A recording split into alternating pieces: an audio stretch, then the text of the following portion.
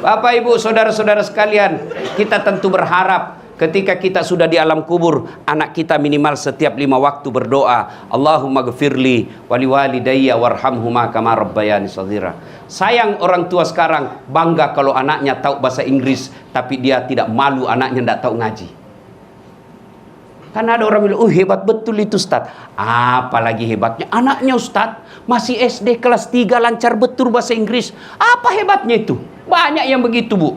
Masa banyak Ustaz? Iya. Ibu coba ke Inggris. Anak-anak di sana, Pak, baru belajar bahasa sudah bahasa Inggris, Pak. Lalu apakah anakmu ketika pandai bahasa Inggris dia berdoa pakai bahasa Inggris nanti? Oh my God, please help me my mother. Enggak, dia tetap juga pakai bahasa Indonesia. Apa yang Bapak Ibu banggakan dengan anak yang tidak tahu sholat? Coba lihat anak-anak kita sekarang, Pak. Lebih respect sama cowoknya yang baru kenal 2 bulan daripada bapaknya yang sekolahkan dia. Mereka lebih sayang sama ceweknya daripada ibunya. Kalau ibunya yang telepon, nak, kau antar dulu mak. Bapakmu ndak bisa, lagi banyak kerjaan. Apa kata? Wah, lagi sibuk mak. Sekali ceweknya, tunggu deh sebentar, 10 menit saya sampai. Apa yang kita harap dari anak seperti ini? Demi Allah, kita orang tua tidak berharap doktermu bawa ke sini, tapi kita berharap usia senjaku kau urus saya. Ibu-ibu sayang, kita lebih mengawasi suami daripada mengawasi anak. Ngapain awasi anak suami kita? Biar HP-nya kita mau periksa. Untuk apa? Kalau ibu dapat hal-hal negatif di HP, apa yang ibu mau? Gelisah kan? Sengsara perasaan. Mau dicerai, mampu jadi janda. Tak nampak saya bela bapak hari ini. Mampu dapat yang lebih baik dari yang sekarang. Daripada ngawasi HP suami, mending ibu awasi anaknya. Suami maksiat, ibu ndak tanggung. Suami ndak sholat, ibu ndak tanggung. Tapi anak ndak jilbab, anak ndak sholat, anak ndak puasa, ibu yang nanti diminta tanggung jawabnya. Ngapain ngawasin suami? Kita tidak tanggung dosanya, tapi anak kita tanggung dosanya. Maka ibu, didik anak kita, ibu. Terutama sholat. Cari mati anak mau baik kalau dia tidak sholat. Apa yang mau diharapkan? Coba anak-anak kita yang cantik, yang cakep-cakep, yang baik kerjanya. Itulah yang potensial menyengsarakan orang tuanya. Tapi coba anak kita yang sekolahnya seadanya, akhlaknya baik, inilah yang ngurus orang tuanya di usia senjanya. Maka anak yang soleh dan soleha, itulah yang akan menolong orang tuanya ketika ada di kubur. Dia akan berdoa, Allahumma gfirli wali walidayya warhamhuma kama rabbayani shaghira. Ibu tidak usah cemas soal isi perut anak kita. Yang kita cemaskan kalau dia tidak tahu sholat. Ibu tidak usah cemas kalau rumahnya dia masih ngontrak-ngontrak. Yang kita perlu cemaskan adalah ketika dia sudah bersuami istri, tidak pernah berjamaah dan tidak pernah kita lihat ngaji. Alangkah bahagianya orang tua. Subuh hari dia kaget, kenapa ribut pagar? Oh, dia intip, oh Masya Allah, anak bungsunya dia pergi berjamaah ke masjid sholat subuh.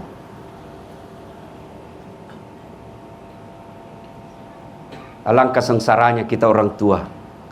Anak kita tengah malam baru datang. Siapa yang ngantar cowoknya? Jam 2 dini hari baru pulang. Apa yang ibu bapak harap dari anak seperti itu?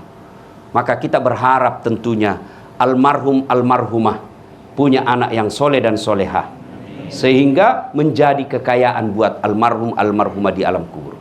Yang kedua, yang bisa menolong kita, sedekatun jariah, sedekah. Ini ibu-ibu ini, ibu-ibu terhormat semua di dalam sini. Ya, banyak saya lihat semua emas berliannya. Ibu, ibu, kalau ibu meninggal siapa yang pakai itu emas berlian? Siapa ibu? Anak, istri kedua. Hancur ibu-ibu hari ini. Ayo, coba lihat, ketika ibu meninggal, dikeluarin itu cincin, nangislah suami. Ini cincin pernikahan kita dulu ibu. Dia tarik, dia paksa keluar. Sudah itu dia cabut lagi gelangnya. Ini ulang tahun pernikahan kita dulu, Ibu, saya belikan kau di Dubai. Dia cabut lagi kau punya kalung ini, Bu, dulu. Waktu kita pergi umroh, Bu. Habis emas diambil. 3 bulan kemudian kenal sama janda. Dia ambil semua emas, dia kasih jandanya. Dek, ini mantan istriku sudah mati. Dia bilang sudah mati, ambil ini emas. Maka Ibu, daripada dipakai istri kedua, mending Ibu sedekah sekarang. Sedekah. Dan enaknya ibu-ibu seperti yang di dalam ini, yang kaya-kaya, ngapain pakai yang asli, Bu? Lebih asli jual, jadikan masjid. Itu yang namanya pandai menyikapi harta. Apalagi kalau ibu sudah pakai 20 tahun, ngapain lama-lama? Orang juga sudah tahu ibu kaya. Itu enaknya jadi orang kaya, biar palsu. Masa palsu? Orang kaya itu. Iya toh? Beda kita orang miskin, sudah asli. Di mana dia dapat? Ya, Bu. Hei, Bu, sedekah. Sedekah. Dan demi Allah, tidak ada orang bangkrut gara-gara sedekah. Carikan saya orang yang bangkrut gara-gara sedekah. Saya tahu Pak Lanyala, sekampung kami orang Bugis. Salah satu sebabnya eksis sampai sekarang karena dermawan. Bapak tahu Pak JK, berapa kali mau dihancurkan, diserang kiri kanan, alhamdulillah Allah lindungi. Salah satu sebabnya ribuan anak yatim beliau pelihara. Tidak ada orang senang itu orang pelit, Pak. Sebaliknya, tidak ada orang yang tidak senang orang dermawan. Saya tanya, ibu-ibu senang mantu yang pelit atau dermawan? Dermawan. Ibu-ibu senang tetangga yang pelit atau dermawan? Bapak-bapak senang sahabat yang pelit atau dermawan? Itu tidak ada orang suka orang pelit. Sedekahlah. Sedekah. Dan hebatnya itu sedekah, Allah pasti ganti. Ibu, daripada setengah mati pelihara jaga-jaga WhatsApp, lebih baik sedekah tolak balas suami. Ya, siapa yang mau dipanjangkan umurnya, dimurahkan rezekinya, dan tertolak dari bencana, maka kata Nabi, hendaklah dia bersedekah. Sedekah. Ramadan bulan lipat gandakan. Kalau ibu tidak bisa sedekah, buka puasa ratusan orang di rumah, ya sudah, kirim 10 nasi bungkus ke masjid. Yang makan ternyata ustadz, yang makan ternyata penghafal Quran, yang makan ternyata Pak Imam. Selama darah dagingnya itu dia pakai beribadah, selama itu yang kirim nasi bungkus dapat pahala. Sedekahlah. Saya tidak bisa nasi bungkus, saya hanya bisa sandal jepit dari toilet ke pintu masjid. Ya sandal jepit, dicuri orang, alhamdulillah, mau amal baru. Bersedekahlah. Ada 5 penyesalan orang di alam kubur. Satu diantaranya, ketika sudah dia gosok meninggal arwah, dia gosok matanya, dia buka, kata dia, saya di mana? Kau sudah meninggal, dah saat. Saya sudah mati. Iya. Ya Allah, hidupkan saya kembali. Hidupkan saya kembali ke dunia. Sekejap saja, kira-kira 1 menit lah kalau boleh. Ya Allah, kembalikan saya ke dunia. Untuk apa? Solat? Bukan. Puasa? Bukan. Haji? Bukan. Saya hanya ingin berkata, ya Allah, semua hartaku aku sedekahkan fisabilillah. Kenapa bukan minta solat? Karena solat hanya bisa dapat pahalanya ketika kita masih solat. Haji hanya bisa kita dapat ketika kita haji. Puasa hanya kita dapat ketika kita puasa. Tapi sedekah, meskipun sudah tulang belulang hancur, kita tetap mengalir. Itulah yang disebut sedekah jariah. Keliru Bapak Ibu yang Allah kasih rezeki, Bapak tidak bersedekah. Keliru. Dan alhamdulillah, makin bersedekah, Allah makin ganti.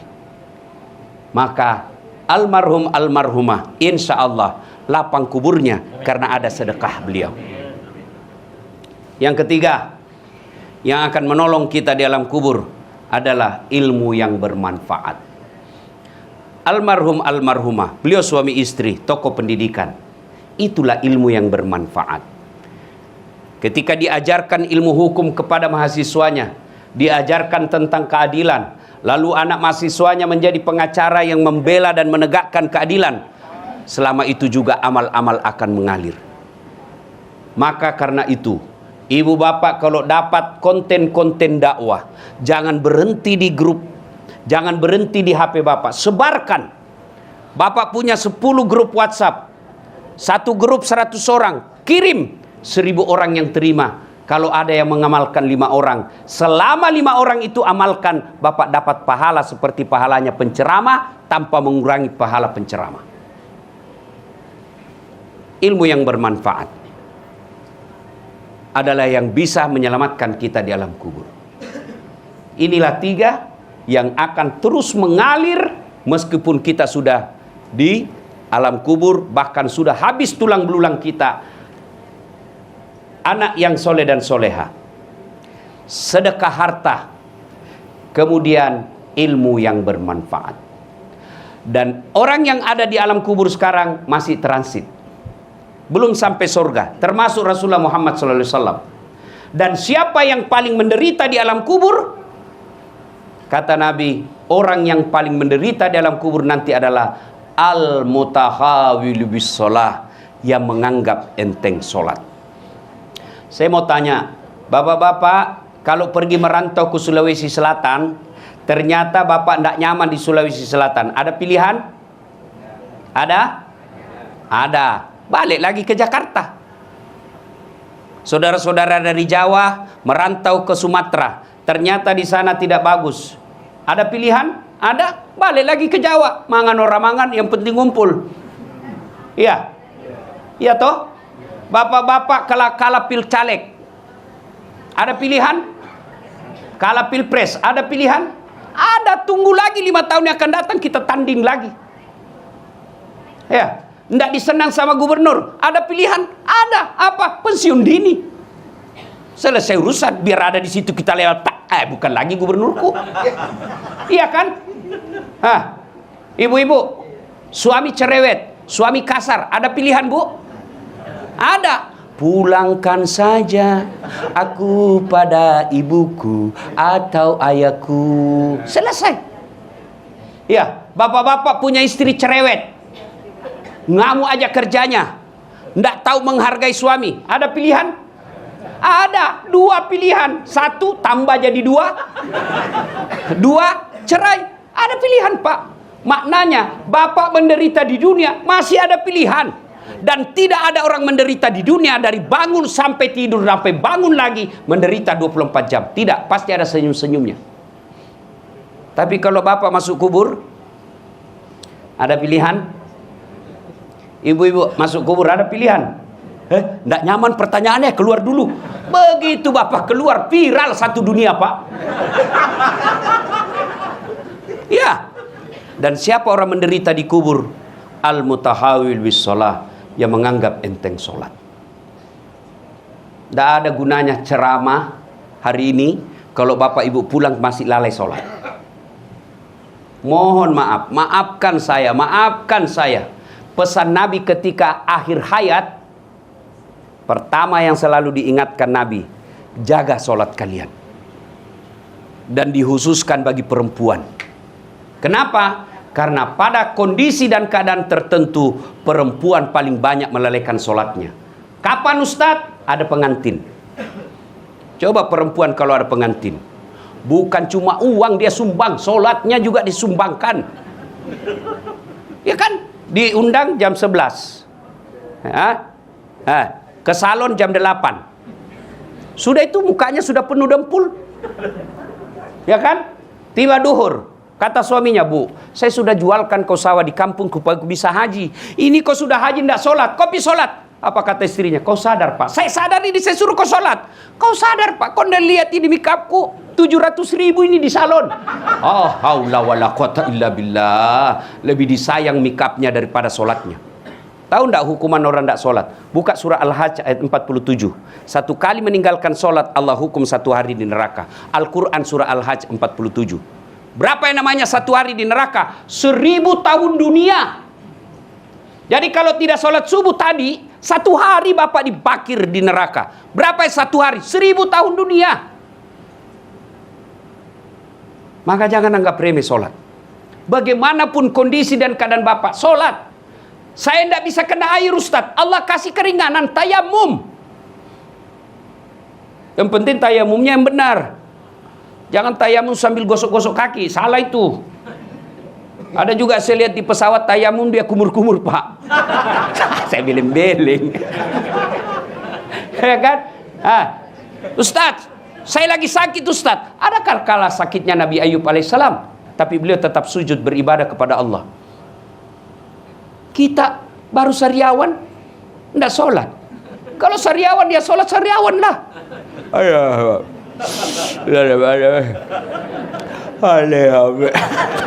Allah tahu Bapak lagi sariawan. Apa lagi alasannya Bapak tidak sholat? Ayo, gagah Ustaz, selebriti. Ada kala gagahnya Nabi Yusuf. Nabi Yusuf itu manusia tercakap di dunia. Bayangkan Nabi Yusuf, itu ibu-ibu disuruh ngiris bawang. Lewat Nabi Yusuf, begitu pesonanya wajahnya Nabi Yusuf, tidak sadar dia iris tangannya itu ibu-ibu. Mana ada gagah seperti itu?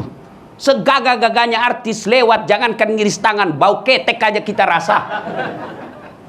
Yusuf alaihissalam cakap tetap beribadah kepada Allah. Dia pintar Ustaz. Ada kala pintarnya itu Nuh alaihissalam sampai sekarang teknokrat yang belum ada yang saingi. Orang semua bikin perahu, orang Sulawesi pandai bikin perahu namanya pinisi. Di mana dia bikin perahu? Pesisir pantai. Nabi Nuh di atas gunung dia bikin perahu, Pak. Tetap beribadah kepada Allah. Maka tidak ada alasan kita tidak sholat. Sholat. Kalau orang sudah tidak sholat, tidak ada semua nilai sholatnya. Tidak ada semua nilai dia punya. Kenapa? Yang pertama kali nanti diperiksa sholat. Puasa bagus, tapi tidak sholat tidak ada gunanya. Saya memberikan ilustrasi sederhana.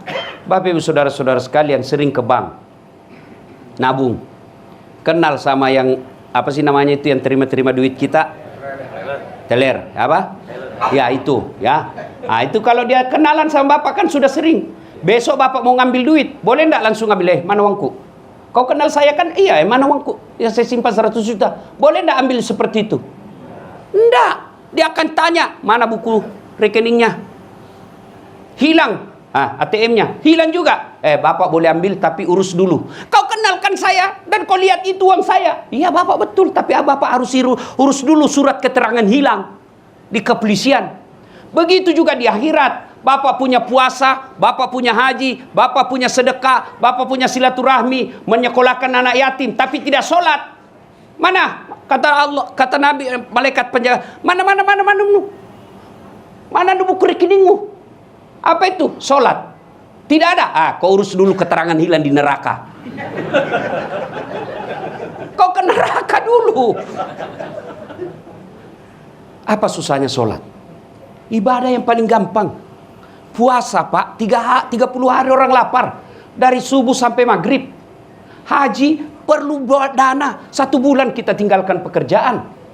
Zakat perlu modal. Sholat, apa susahnya? Saya tidak tahu bacaan Ustaz. Wala tayasu min rauhillah. Jangan kau putus asa. Salat jamaah. Asa salat jamaah. Kalau imam sudah baca, makmum sudah diwakili. Selesai. Apa lagi? Tidak ada kecuali malas. Kenapa ini sholat penting?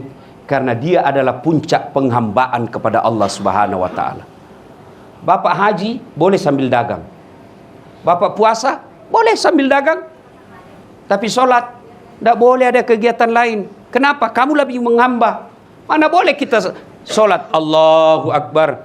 Begadang jangan begadang. Batal sholatnya. Allahu Akbar. Pak Haji berapa gas? 20.000. Nggak bisa. Kenapa? Kamu lagi menghamba kepada Allah. Disinilah puncaknya. Maka sholat adalah as-sholatu imanuddin. Sholat tiangnya agama. Bangunan rumah bisa kokoh meskipun tidak ada dinding. Bangunan rumah bisa kuat meskipun tidak ada atap. Tapi tidak mungkin ada bangunan yang kokoh tanpa tiang. Itulah sholat 5 waktu. Bapak saudara-saudara sekalian, inilah tausiah kita. Pada akhirnya kullu nafsin sa'iqatil maut. Semua yang hidup pasti akan mati. Al mautu babun. Mati adalah pintu yang setiap kita pasti melewatinya.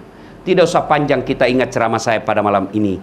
Cukup sebelum kita tidur, tanya diri kita masing-masing, kematian adalah sesuatu yang pasti. Sudah siapkah saya menghadapi kematian? Dan apa bekal dalam menghadapi kematian? Sebaik-baik bekal adalah takwa, di antaranya solat 5 waktu. Mari kita akhiri dakwah kita ini dengan mengirimkan suratul Fatihah kepada Rasulullah Muhammad SAW. Khasiat dan keutamannya kita ikhlaskan untuk almarhumah Profesor Dr. Haja Yuyun Muslim Tahir SH. Ila hadratin Nabi Mustafa Muhammad SAW. Al-Fatihah.